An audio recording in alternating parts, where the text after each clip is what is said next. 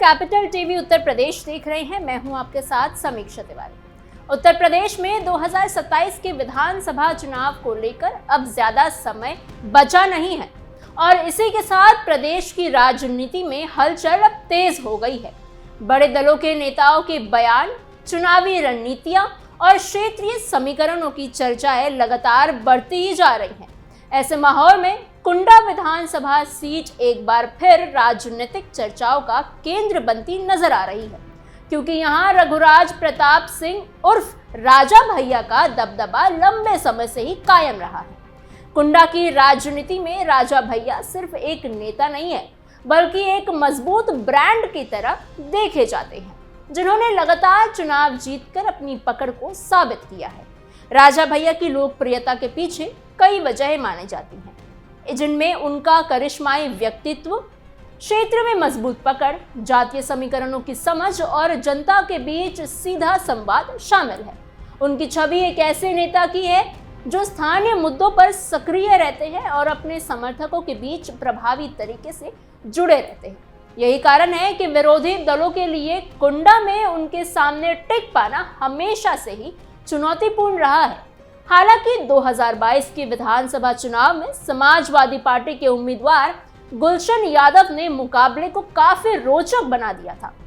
उन्होंने न सिर्फ चुनावी मैदान में मजबूती दिखाई, बल्कि राजा भैया के वोटों के अंतर को भी कम कर दिया। ये संकेत माना जा रहा है कि कुंडा की राजनीति में धीरे धीरे बदलाव की संभावनाएं बन रही हैं और विरोधी खेमा अपनी जमीन मजबूत करने की कोशिश भी कर रहा है। स्पेशल स्टोरी में आपको बताएंगे कि 2027 के चुनाव में राजा भैया के लिए सबसे बड़ी चुनौती क्या रहने वाली है। क्या ये चुनौती विपक्ष की बढ़ती ताकत होगी? साथ ही ये भी चर्चा तेज है कि अगर वोटों का अंतर लगातार घटता रहा तो क्या ये राजा भैया के लिए चिंता का कारण बन सकती है। कुंडा का किंग राजा भैया का दबदबा कायम। 1993 से लेकर 2022 तक कुंडा विधानसभा सीट पर रघुराज प्रताप सिंह उर्फ राजा भैया का एक तरफा दबदबा हमेशा से कायम रहा है। उत्तर प्रदेश की राजनीति में बहुत कम ऐसे नेता हुए जिन्होंने किसी एक सीट पर इतने लंबे समय तक लगातार जीत दर्ज करके अपनी पकड़ को मजबूत बनाए रखा हो।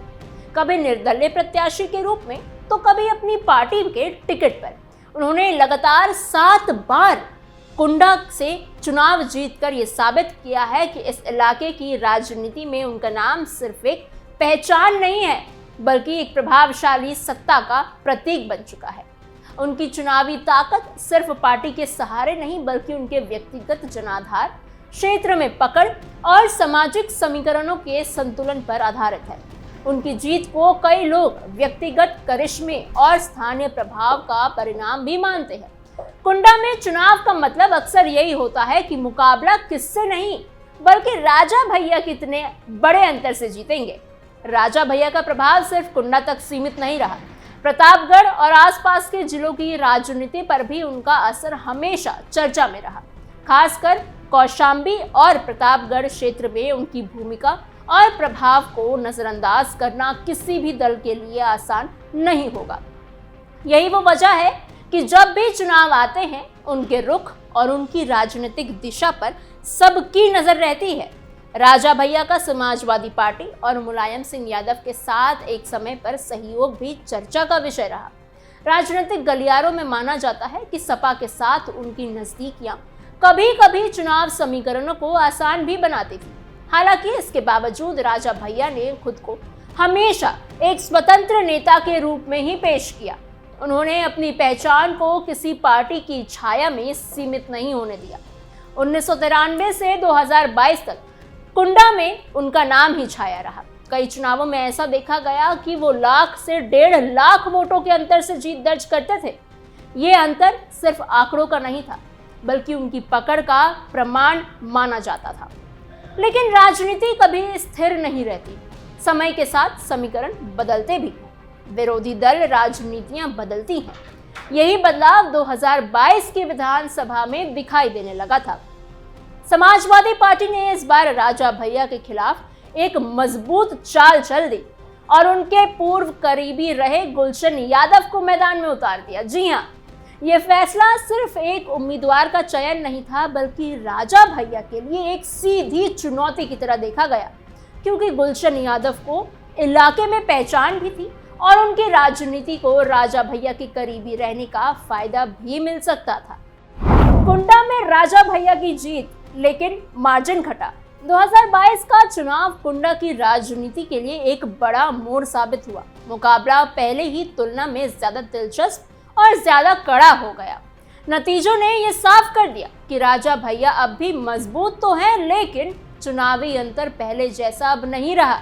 राजा भैया ने कुल 99,612 वोट हासिल किए, जो कुल मतों का 50% था। वहीं गुलशन यादव को 69,297 वोट मिले।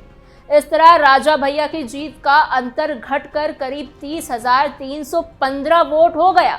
ये आंकड़ा उनकी जीत तो दर्शाता है, लेकिन साथ ही ये भी बताता है कि विपक्ष ने उनकी मजबूत दीवार पर पहली बार एक बड़ी दरार डालने की कोशिश की थी।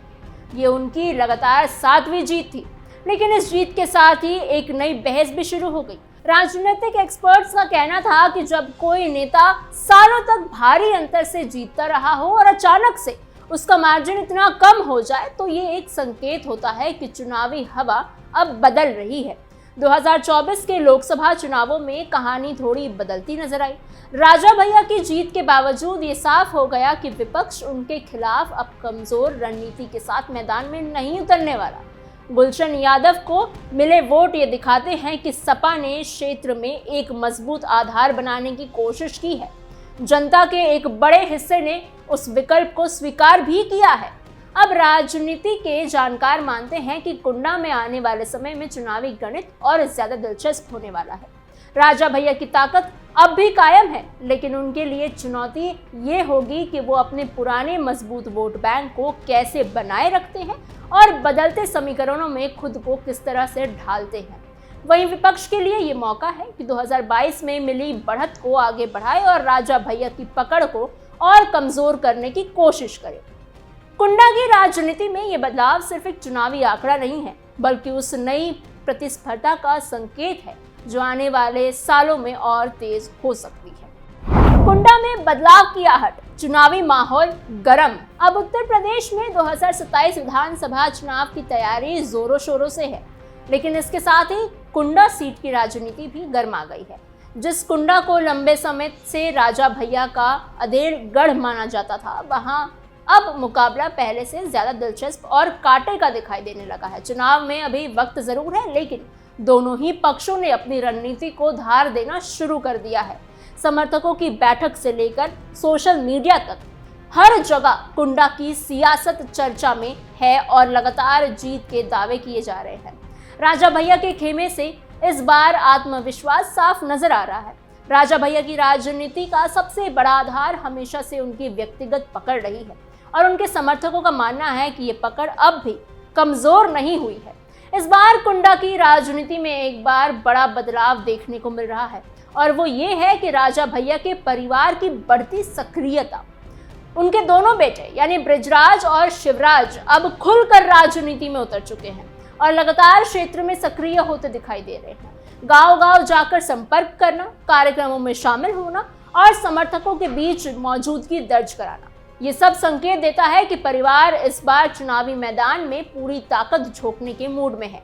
राजनीतिक जानकार इसे राजा भैया की रणनीति का हिस्सा मान रहे हैं, क्योंकि युवा चेहरे के साथ वो नई पीढ़ी के मतदाताओं को अपनी पकड़ और मजबूत करना चाहते हैं। वहीं दूसरी तरफ समाजवादी पार्टी भी इस बार कुंडा को लेकर बेहद आक्रामक नजर आ रहा है। सपा का दावा है कि 2022 के चुनाव में गुलशन यादव ने राजा भैया को कड़ी टक्कर देके ये साबित कर दिया था कि कुंडा में बदलाव की जमीन तैयार हो चुकी है। पार्टी नेताओं का कहना है कि जहां पहले राजा भैया लाख से ज्यादा वोटों के अंतर से जीत दर्ज करते थे, वहीं 2022 में यह अंतर घटकर करीब 30,000 रह गया। सपा इसे अपनी बड़ी सफलता मान रही है और यही वजह है कि वो 2027 में इसे निर्णायक लड़ाई बनाने की तैयारी में जुट गए हैं। सपा का सीधा संदेश है कि अगली बार ये अंतर खत्म हो जाएगा और कुंडा पर पार्टी का राज होगा। गुलशन यादव को लेकर पार्टी का दावा है कि उन्होंने न सिर्फ मजबूती चुनाव आधार तैयार किया है, बल्कि जनता के बीच एक नया विकल्प भी पेश किया है। सपा कार्यकर्ता का कहना है कि पिछले चुनाव में जो समर्थन मिला वो अब और बढ़ेगा, क्योंकि लोगों में बदलाव की चाहत है और ज्यादा मजबूत हो रही है। समाजवादी पार्टी इस चुनाव को सिर्फ कुंडा तक सीमित नहीं देख रही, बल्कि इसे प्रदेश की सत्ता में वापसी की रणनीति से जोड़कर देख रही है। पार्टी का दावा है कि अखिलेश यादव के नेतृत्व में 2027 में सपा सरकार बनेगी और उसी लहर का फायदा कुंडा में भी देखने को मिलेगा। सपा नेताओं के मुताबिक जिस तरह से प्रदेश में कई इलाकों में पार्टी का जनाधार मजबूत हुआ है, उसी तरह से कुंडा में भी जनता अब नए विकल्प की ओर देख रही है। अब कुंडा की राजनीति में मुकाबला बेहद रोचक हो चुका है। एक तरफ राजा भैया का वर्षों पुराना मजबूत किला है, जिसे वो अपने परिवार और समर्थकों के साथ बचाने की पूरी कोशिश करेंगे, तो दूसरी तरफ सपा का बढ़ता आत्मविश्वास है, जो 2022 के आंकड़ों को आधार बनाकर इस बार पूरी ताकत से कुंडा जीतने का दावा कर रही है। कुल मिलाकर 2027 का चुनाव कुंडा के लिए सिर्फ एक सीट की लड़ाई नहीं है, बल्कि प्रतिष्ठा, प्रभाव और भविष्य की राजनीति की दिशा तय करने वाला मुकाबला बनता जा रहा है। अब देखना यह होगा कि राजा भैया अपनी पुरानी पकड़ बरकरार रखते हैं या फिर समाजवादी पार्टी की चुनौती इस बार इतिहास बदलने में कायम होती है। आपकी इस खबर पे क्या राय है? आप हमें कमेंट सेक्शन में जरूर बताइएगा। ऐसे ही और खबरों के लिए बने रहिए कैपिटल टीवी उत्तर प्रदेश के साथ।